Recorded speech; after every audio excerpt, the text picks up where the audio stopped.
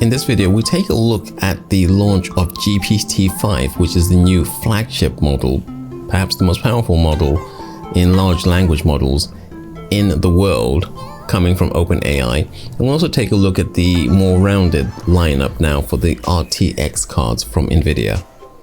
So we'll come to GPT-5, as it's actually called, a little bit later, starting off, however, with RTX 5050. This launched from Nvidia at $249, meaning that it is exactly the same price as the 3050, which it updates, which launched 4 years ago. Now, this new GPU is definitely entry level. It is 8 gigabytes, which means that it will be able to handle quite a lot of different material, both in AI, in gaming, and also in content creation. The biggest difference between the RTX 5050 and the RTX 3050 is the number of AI tops. So we go from 73 in the 3050 all the way to 421 in the 5050. And you might want to remember that number because we're going to be comparing it with Intel later on.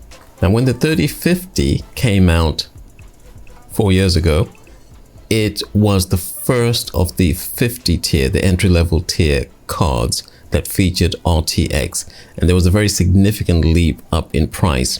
This was a replacement or update to the GTX 1650, which was one of the last GPUs that we had in the GTX lineup. Now, there are quite a lot of differences, and you can see here that the main differences are to do with RTX. One of the most surprising things in AI was I was beginning to see quite a lot of people actually wanting to use the AI models using the GTX 1650, which I think was a 4 gigabyte card. Quite a lot of people also wanted to use the RTX 3050. So there is quite a lot of demand for AI, even at this sort of entry level. And I think this update to the 5050 is going to be fairly popular with people at that sort of entry level for AI.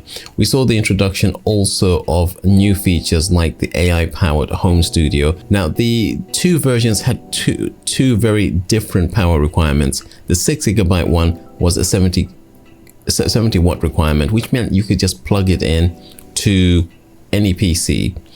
And the 8 gigabyte variant was 130 watts, meaning that you had to have at least an 8-pin connector. That's going to be the same situation for the 5050. We are going to need either an 8-pin connector or a 300 watt connector from the new PCIe Gen 5 power supplies. One of the competitors is the B580 from Intel. This one seems to perhaps actually outperform the 5050 when it comes to gaming. I think these are going to be pretty good for entry-level back-to-school PCs. Now, the Intel has got 233 tops of AI. That is somewhat less, obviously, than Nvidia.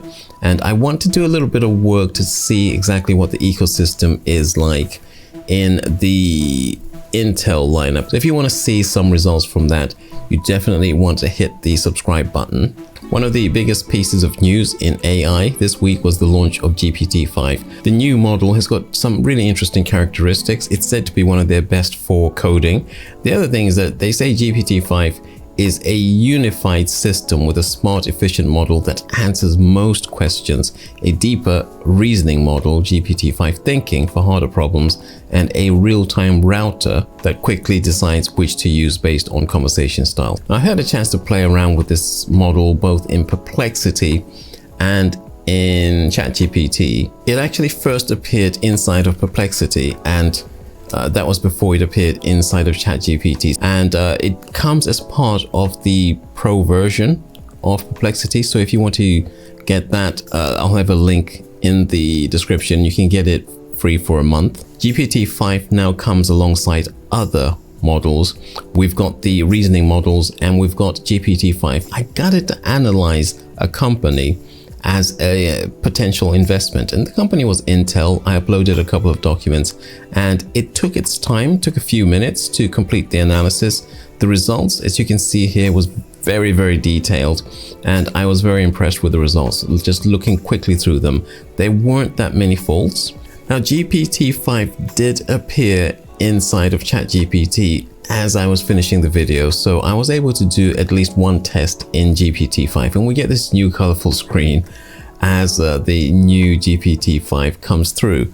I asked it exactly the same question. It didn't take us long in doing the analysis, and in spite of the fact that it had two very large documents, it took just a few seconds, and it gave a fairly detailed response. And one thing immediately caught my eye, which is that, quite unprompted, it mentioned free cash flow. Now, free cash flow is something which can be stated explicitly in documents, or it's something you can kind of calculate from the numbers. And it's stated for Intel, positive free cash flow in the first half thanks to partner contributions. I knew that that's probably incorrect because Intel is facing quite a few challenges at the moment. So I actually asked it a further question. I quoted it its own statement, and I said, provide a free cash flow number for the last 6 months from the document and show how you derived it. And the response was interesting. It said, you're right to press on this.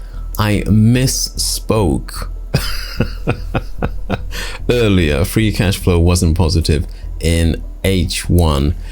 And then it gave a calculation and explained exactly where it was getting from. I was able to cross-reference this with the calculations. I did exactly the same calculations in Perplexity. When I do this in Perplexity, it basically, generally speaking, churns out accurate answers, and I was very surprised with that error. Now, I did ask it a few more questions, and it was able to produce some data. It was able to collect data from online, and it was able to chart some of that data. Really useful.